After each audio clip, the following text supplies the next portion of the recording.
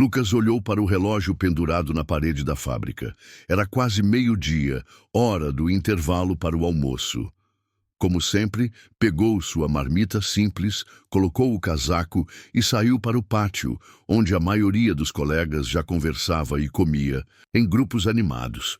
Ele, no entanto, preferia ficar sozinho. Passava despercebido, suas mãos calejadas e rosto marcado pelo cansaço não despertavam curiosidade.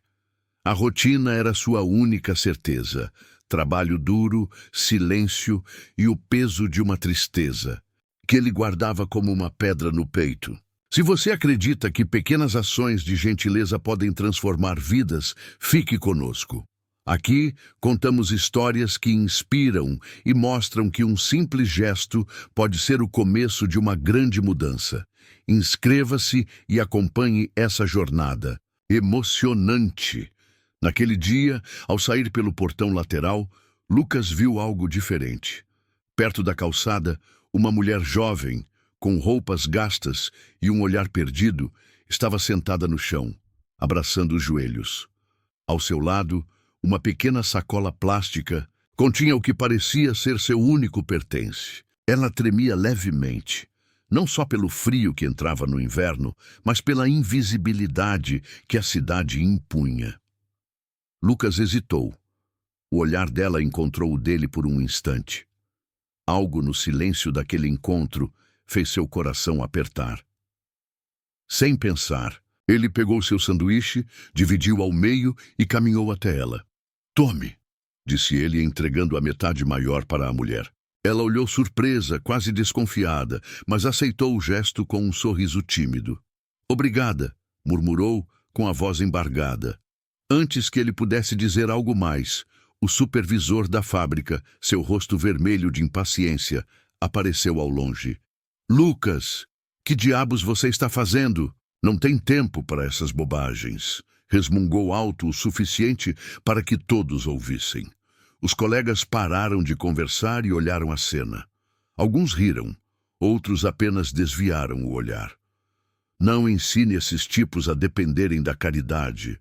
Isso só vai atrair problemas", continuou o supervisor, repreendendo Lucas na frente de todos.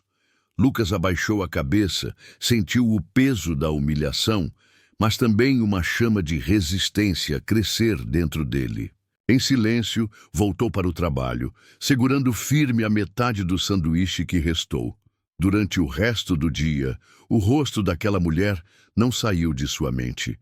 Ele não sabia seu nome, nem sua história, mas sentia que algo naquele pequeno gesto poderia ser o começo de algo maior. Nos dias que se seguiram, Lucas não conseguiu tirar aquela mulher da cabeça. Às vezes, durante o intervalo, ele olhava para o portão da fábrica esperando vê-la por ali. Uma mistura de preocupação e curiosidade crescia dentro dele, algo que há muito não sentia. Naquela tarde, ao final do expediente, ao sair pelo mesmo portão, ele a viu novamente. Desta vez, estava em pé, encostada na parede de tijolos, os olhos ainda cansados, mas com um brilho diferente. "Oi", Lucas falou um pouco tímido. Ela olhou para ele com surpresa, depois sorriu. "Eu sou Ana", respondeu. "Obrigada pelo sanduíche outro dia." Eles ficaram ali, trocando poucas palavras, mas o silêncio entre eles não era desconfortável.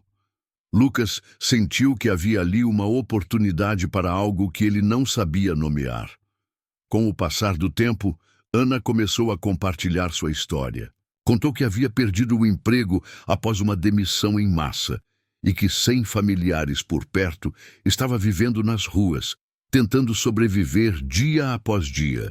Seu talento para a pintura, algo que amava na juventude, estava esquecido em meio às dificuldades. Lucas, por sua vez, contou pouco. Sobreviveu a um passado difícil, marcado pela perda do pai e pela solidão. Nunca falou muito, mas sentiu uma conexão crescente com Ana, como se ambos carregassem feridas que precisavam ser curadas. Enquanto isso, o supervisor da fábrica continuava a lançar olhares de desaprovação para Lucas, deixando claro que aquele comportamento não seria tolerado.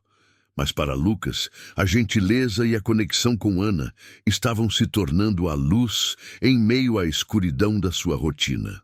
Na manhã seguinte, Lucas acordou mais cedo que o habitual.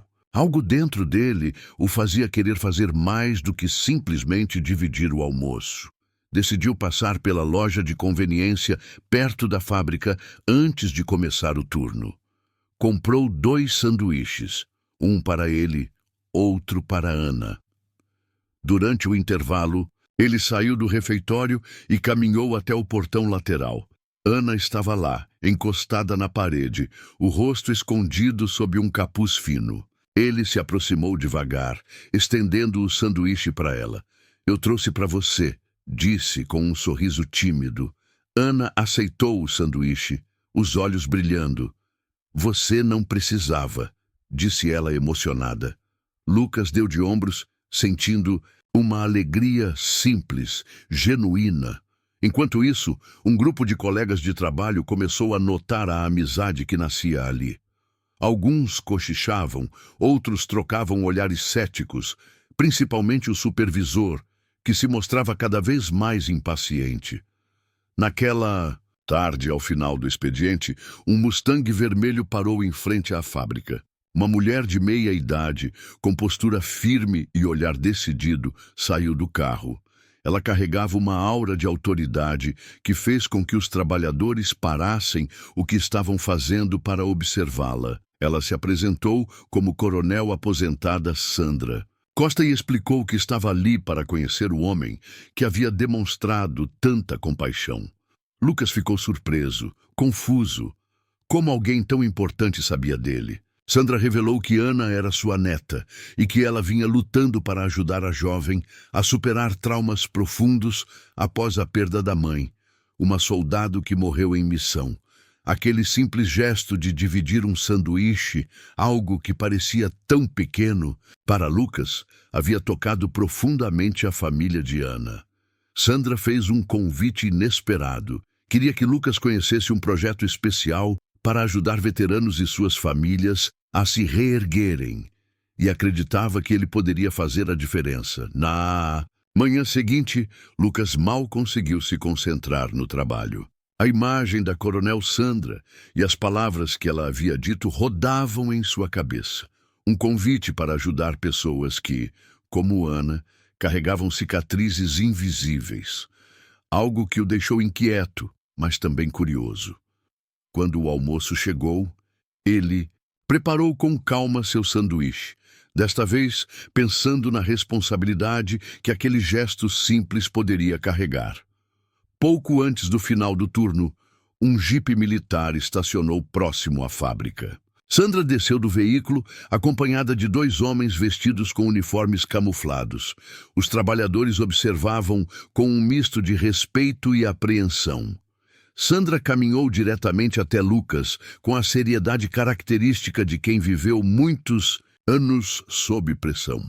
"Lucas, quero te convidar a conhecer um centro de reintegração para veteranos", disse ela.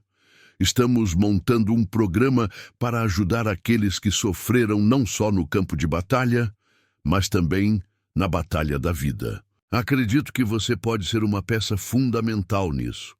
Lucas sentiu o peso da responsabilidade, mas também uma chama de esperança se acender dentro dele. "Eu não tenho experiência", respondeu hesitante. "Não é a experiência que buscamos, mas o coração", disse Sandra, olhando firme em seus olhos. Enquanto caminhavam até o carro, Lucas pensou em Ana, na delicadeza daquele gesto que mudou tudo. Talvez aquela fosse a chance que ele esperava para reescrever sua própria história. O caminho até o centro foi silencioso, mas carregado de expectativa. Lucas sabia que dali em diante nada seria igual. Ao chegarem no centro de reintegração, Lucas foi recebido por um ambiente diferente de tudo que já tinha visto. O lugar não parecia um hospital nem uma clínica. Era mais um espaço aberto, onde a luz natural preenchia cada canto e o som de ferramentas e máquinas trabalhava em harmonia com conversas baixas. Veteranos com cicatrizes visíveis e invisíveis caminhavam entre as oficinas de marcenaria, pintura e mecânica. Alguns evitavam contato, outros observavam Lucas com curiosidade, até mesmo desconfiança. Sandra apresentou Lucas para o diretor do centro, um homem experiente chamado Roberto, que logo demonstrou certo ceticismo. "Você não é militar, certo?" perguntou Roberto, franzindo o senho. "Não, mas quero aprender", respondeu Lucas com sinceridade. O primeiro dia foi cheio de olhares desconfiados. Um ex-soldado com a perna amputada desafiava silenciosamente a presença de Lucas, mas, quando Lucas, sem alarde, começou a montar uma simples bancada de madeira, algo mudou. Ele não deu ordens, nem fez discursos. Apenas trabalhou, mostrando que ali as mãos tinham voz. Logo, o mesmo veterano com a perna protética se aproximou, recebeu um bloco de lixa que Lucas lhe ofereceu e começou a participar do projeto. Nos dias seguintes, mais veteranos começaram a aparecer na oficina, atraídos pela atmosfera de respeito e compreensão que Lucas ajudava a construir. Mesmo sem experiência formal, ele criou um espaço onde cada um podia sentir que ainda tinha valor, que podia reconstruir não só objetos, mas a si mesmo. Enquanto isso, Sandra cuidava da parte burocrática e dos contatos com entidades militares e governamentais, garantindo recursos para o programa crescer. Lucas sentiu que, pela primeira vez em muito tempo, estava fazendo algo que realmente importava. As semanas passaram e o Centro de Reintegração começou a ganhar vida sob a influência silenciosa de Lucas. Ele ainda não era um instrutor formal, mas sua presença falava mais alto que palavras ou certificados. Cada manhã ele chegava cedo, dividindo seu lanche ao meio, reservando uma parte para algum veterano que pudesse precisar. Um gesto simples que começou a ser notado e valorizado por todos. O ambiente antes carregado de silêncio, desconfortável, começou a se transformar. Aos poucos, as mãos calejadas e os olhos cansados dos veteranos começaram a trabalhar juntos, construir juntos, não apenas móveis e objetos, mas também laços de amizade e confiança. Marta, uma ex-coronel com um olhar firme, aproximou-se de Lucas certa tarde. "Você tem um dom, Lucas. Mais do que habilidade manual, você sabe ouvir com as mãos", disse ela com um sorriso tímido. Mas os desafios não desapareceram. Alguns veteranos ainda lutavam contra fantasmas do passado, e certos dias eram marcados por frustrações e silenciosos confrontos internos. Foi numa dessas tardes difíceis que Ana, agora mais forte e confiante, apareceu no centro com um desenho simples, feito com lápis de cor. Um sanduíche e um carro vermelho brilhante, acompanhados de palavras infantis. "Obrigada pela gentileza." Lucas pegou o desenho, sentindo a emoção apertar o peito. Ali estava a prova concreta de que sua escolha havia feito toda a diferença. Ao olhar para o centro, para aqueles homens e mulheres em processo de cura, ele percebeu que estava, na verdade, construindo pontes invisíveis entre o passado e o futuro, entre a dor e a esperança.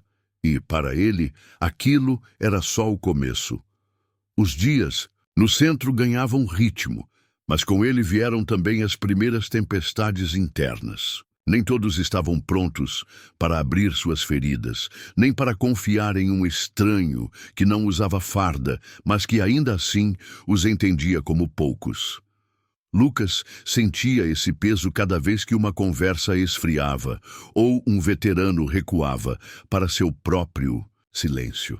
À noite, antes de dormir, ele revisava mentalmente cada gesto, cada palavra não dita, buscando uma forma de alcançar aqueles que ainda se fechavam.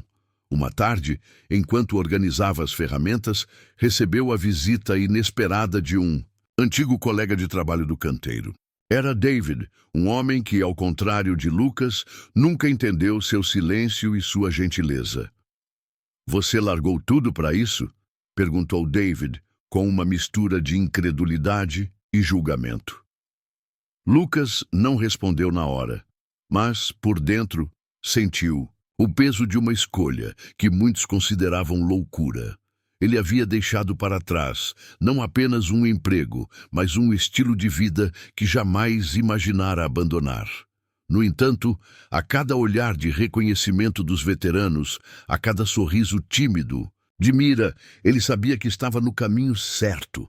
Enquanto isso, Sandra trabalhava para ampliar o programa. Sabia que o modelo criado por Lucas poderia transformar vidas em escala nacional. E para isso, precisava de mais recursos, mais visibilidade. Mas burocracia e interesses divergentes colocavam pedras no caminho. Numa reunião tensa com oficiais do governo, Sandra ouviu que o projeto, apesar do sucesso, era demasiado informal para receber grandes investimentos. Lucas assistia de longe, frustrado, mas determinado. Ele não tinha diplomas, mas possuía algo que nenhum papel poderia substituir: a capacidade de transformar o invisível em real, o desespero em esperança.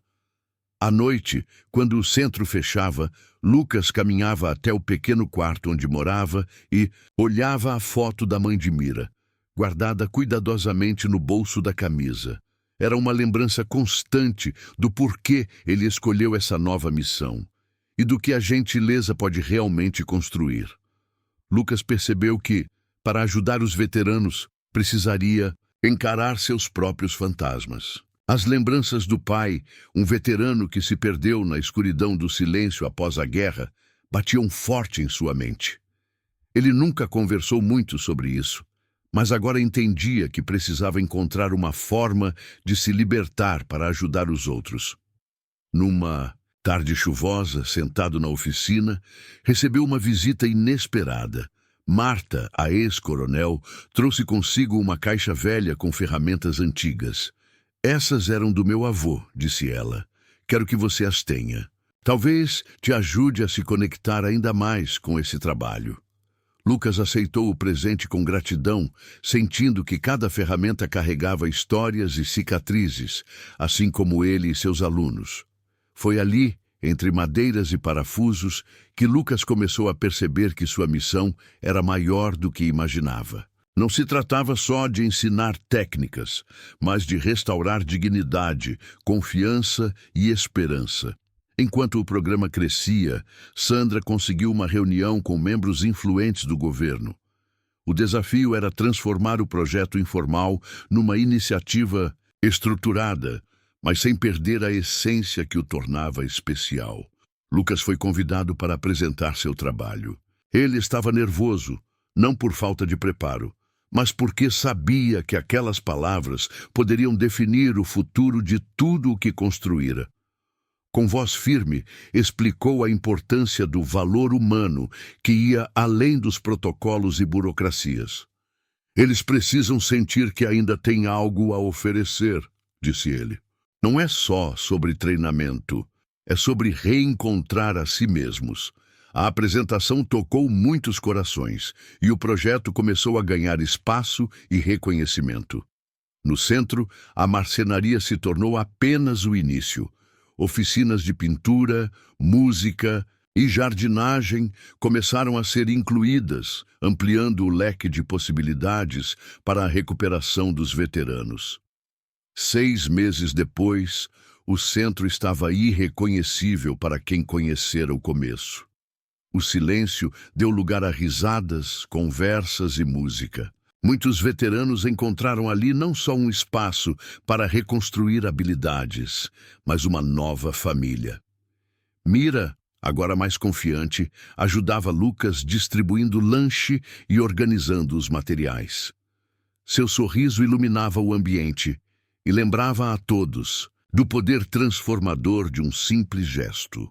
Lucas, sentado em sua bancada, olhava para o futuro com esperança. O projeto seria levado a outras cidades, outros estados, para alcançar mais vidas. Ele sabia que sua jornada começou com um sanduíche dividido, um gesto humilde que se transformou numa corrente de solidariedade e força.